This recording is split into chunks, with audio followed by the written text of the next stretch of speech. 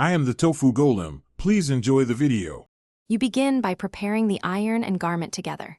First, pour distilled or filtered water into the Kent Swift tank up to the max line to prevent mineral buildup. Avoid overfilling.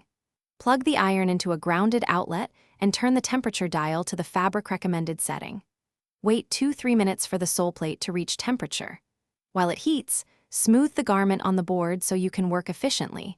This reduces repeated passes and fabric stress. Once ready, position the iron and choose steam intensity based on fabric type. You should use long gliding strokes on flat areas, applying gentle pressure so the steam penetrates fibers. This saves time and prevents shine. For seams and collars, use short press and release motions so heat sets creases precisely.